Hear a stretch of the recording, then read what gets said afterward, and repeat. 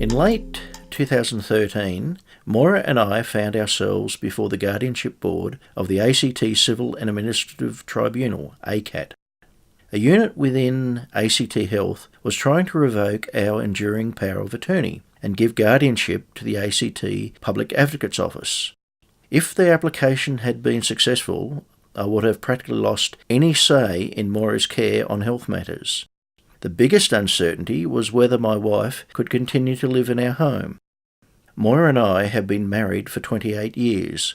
We lived in Canberra for most of our married life. An important member of our household, Bonnie, came into our lives 2 years after Moira was diagnosed with Huntington's disease. Early 2013, we started to need a bit more help around our home and care for Moira. We agreed for an occupational therapist to carry out safety assessment of our home. Over a few months, a social worker and psychiatrist from the unit within ACT Health began demanding a level of care to the point where Moira's independence and freedom was being severely eroded.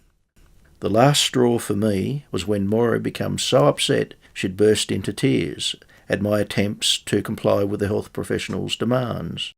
No husband who loves and cares for his wife will tolerate situations where their loved one feels like they're in a jail.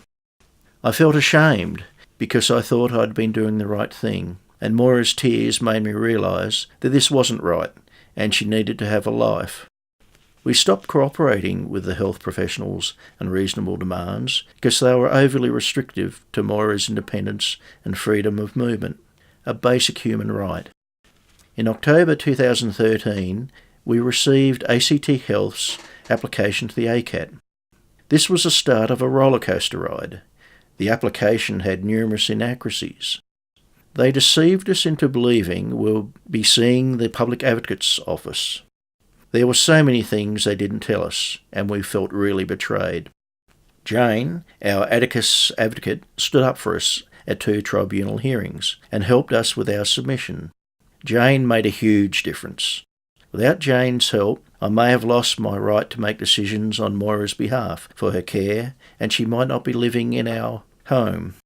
Tribunal President dismissed the application to our great relief, and we now can get on with our lives.